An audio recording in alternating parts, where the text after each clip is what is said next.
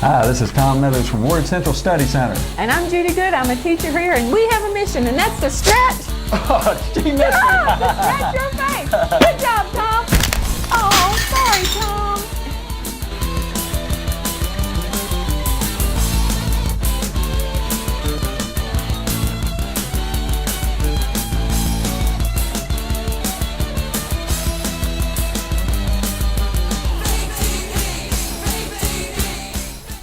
Hey, everybody. Hey, Tom. What's up? Oh, man. How's it going? It's going good. All right. Well, you know, Andy and I are getting ready to take off. Oh, yeah. Yep. We're heading for the California West bound. Coast Believers Convention again this year, and we are psyched. Yep. Ready to go out, Tom, and just enjoy the California life for a week. Yep, there you go. Get some word, get some sun, do some sightseeing, and do the Disney, Universal, all that kind of thing. And we're excited because we're going to go to Anaheim again. Cool. So Andy is my little travel buddy, and she goes with me on trips all the time. Yep. And she's the best little travel buddy you could have. She is a good traveler. I mean, have to Tom, admit. of course, the classic Andy remark is that last time we went to California, we did Disney, we did Huntington Beach, we did all of these wonderful, you know, Newport Beach Marina and all of these fabulous, fabulous things, right? Yep. And so when we get back, everybody's asking her, Andy, what did you like best about California? What was your favorite thing? And she's like, I like the place with the pie. Because, of course, we go to this big, well, I don't know if it's a West Coast chain or not, but it's called Baker Square. And they are known for their fabulous pies, and they are totally remarkable. So if anybody else out there is going to the West Coast Believers Convention, go to Baker Square because they do have remarkable pie. And that impressed her as much as going to an amusement park, going to the beach. I mean, she was just, but she doesn't, you don't wow her with stuff. No. I mean, she's just as happy doing something that costs nothing as doing something that's remarkably expensive. Yep. So, she's a very even-keeled child. indeed, remarkable as can be. And so I'm excited because we're getting ready to head out again. Oh, yeah, it's going to be good. Yep. You guys are going to have fun. Indeed, going to hear the word and get built up, and she's going to be going to Super Kids. Yep. So- She loves that. Yeah, indeed. So today we're talking about what, Tom? You have picked the topic for the day. Well, I preached on it this morning, and the title I gave it was True Bread. True bread. So, all right. Because I've heard some teaching where they take some verses talking about bread in the Bible, and it kind of make it out to be that bread is talking about money. What is this, the 70s? Hey man, That 70s give me show? some bread. Lay some bread on me. Keep on trucking. Groovy. Right on.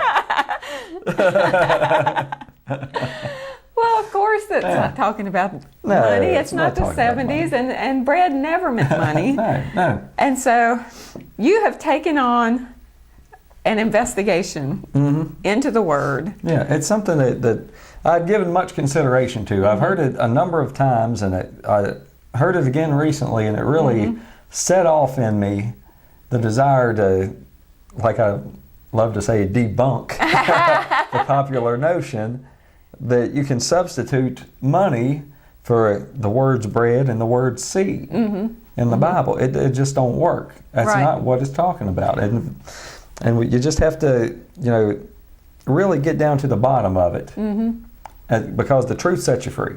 Well, what happens, Tom, is we have people teaching whatever they choose to teach, but we have people who are hearing it, not investigating. Right. And I like what a lot of the teachers have often said. They, like Kenneth Copeland makes this statement a lot of times. He'll say, don't believe things because I say them. Investigate what I say. Look at what the Word says. If the Word agrees with what I say, believe what I say. Right. Don't believe me, believe the Word. Right.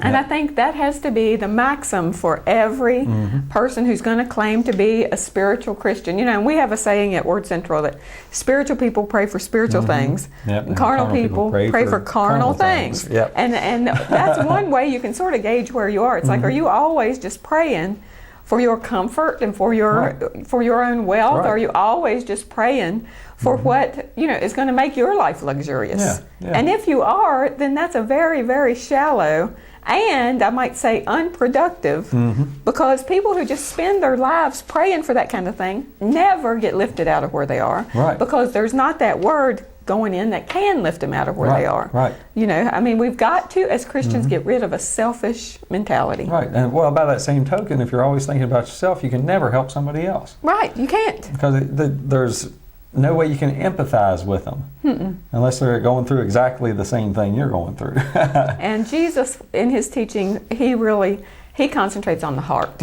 Yeah. and the motivation and what the real part of you is, not just, you know, what the stuff you have is not what's going to make you happy. You know, you can come home and have your heart broken, and that stuff doesn't mean a thing to you. That stuff is not going to comfort you. That stuff is not going to lift you up. Like we this week, Tom, you know, we had a horrible tragedy in our home with our little dog who passed away this week.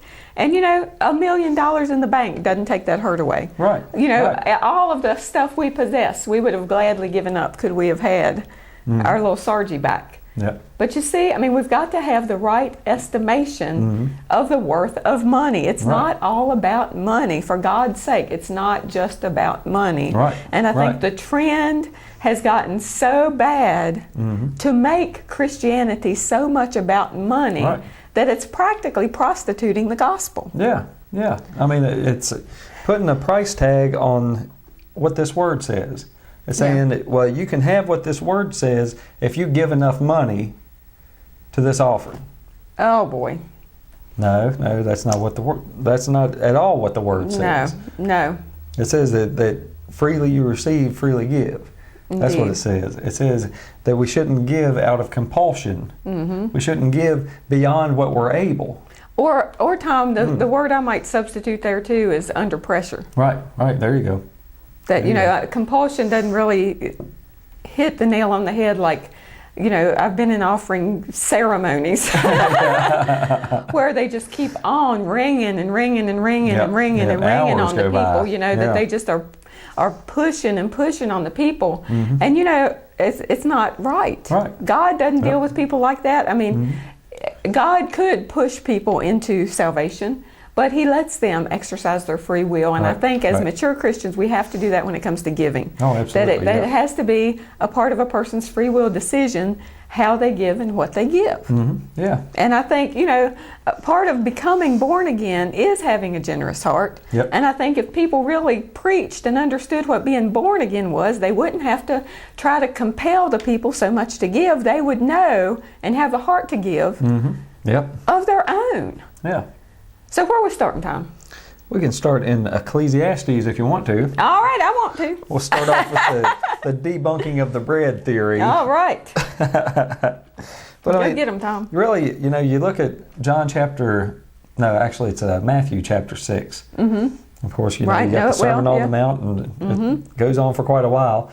And one of the things that Jesus says in there, you know, don't worry about, you know, what you're going to eat and what you're going to wear and all these things. And he says, after these things, the Gentiles seek. The outsiders. The ones who don't have a covenant seek after these things and are concerned about these things. You have a covenant. You have a provider. You have somebody to take care of you and to see to your needs. Yeah. But he wants you to know him.